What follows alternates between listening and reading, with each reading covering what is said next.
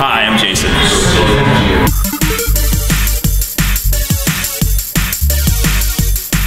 You may know me as the ex-athlete, but come take a ride with me to school you, because knowledge is power.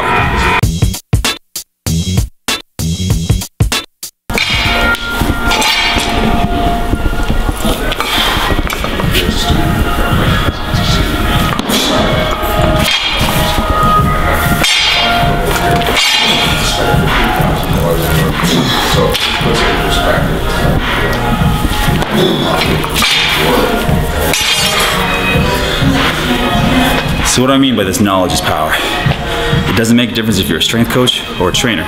Your first mandate is to keep people safe. That's why I do what I do. I came away from a 4-year scholarship down in the United States. Injuries galore, because we didn't have enough people watching us. This is why I do what I do. I want to educate our youth, our executives, even our stay-at-home moms, how to do things properly. And that's my mandate. Knowledge is power. Thank you. Good. Take a seat. There's no knee, hip, back, gaze that glute, and show the line. Now you don't have any rocking. 3, 2, 1. Switch to side. Short lever with clam for 10 seconds. Again, drive through the ground, elongating the trap. Pull the shoulders back. Keep this all in alignment. 5, 4, 3, 2, and 1. Great, Karen. So Karen, we've gone over what we've learned today. Tell me, why do we do what we do? Well, because of this. The low back program has really helped me because, you know, I catch myself, so I'm aware of what I'm doing wrong throughout the day. I've got like a kid on each hip, and it's so easy to be lazy. But this gives me more energy, and the energy makes me aware of my body, my postures, and I just feel stronger. Exactly. So that's what I like to include in all my clients, is that regardless if you're a strength coach, whether you're a trainer, that you can actually educate your client and make them feel empowered, because knowledge is power. Trainer, can you explain me why it's so important for me, the training in my regular life, and why do I need to train with you, which can help me in the future? So let's take Karen for instance. It doesn't make a difference if you're an athlete or an executive or even someone who is a housewife. What I'm doing as an educator is empowering Karen with knowledge. And what I mean by knowledge is that she will understand at the end of this that the low back program will actually give her strength and stability and the right firing patterns to get through her daily routines.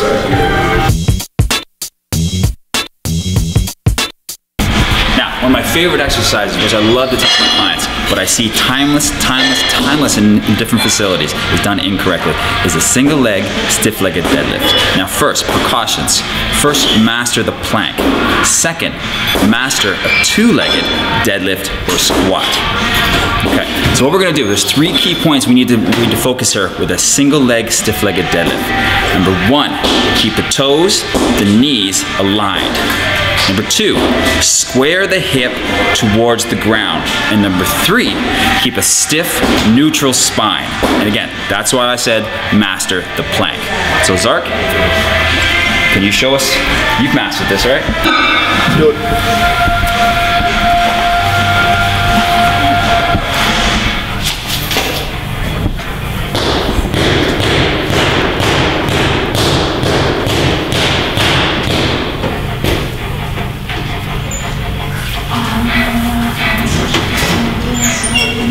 So as you can see, he has a nice neutral spine.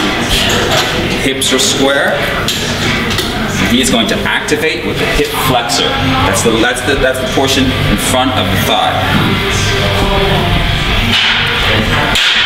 Remember, mind. Think about what you're trying to do. Use your head. Think about what you're trying to do.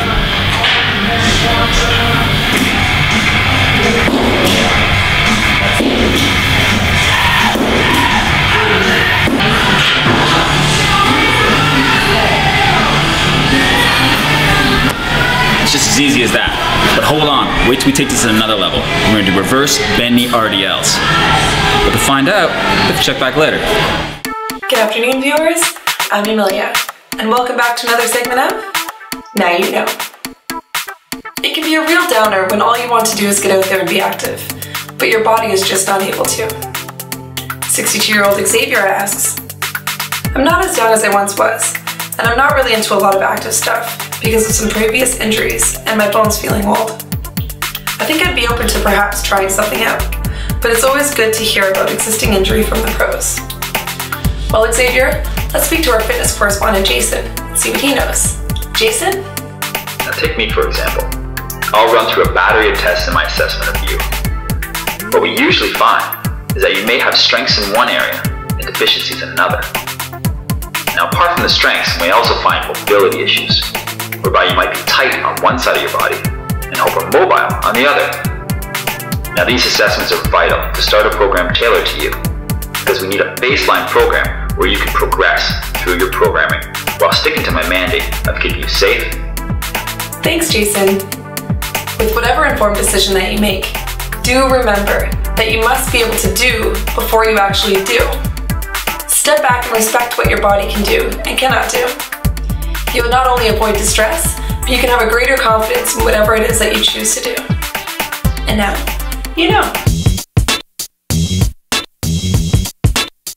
I find training sets me up for the rest of the day, for the rest of the week, for the rest of the year. It affords me enough energy to get through the day, to hang with my kids, to get through all my clients for the day.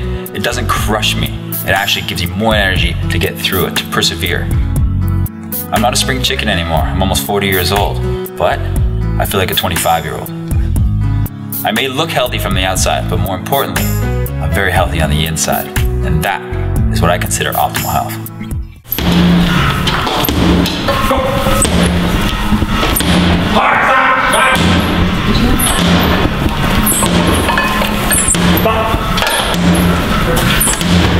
Hips down, drive, drive, drive, drive.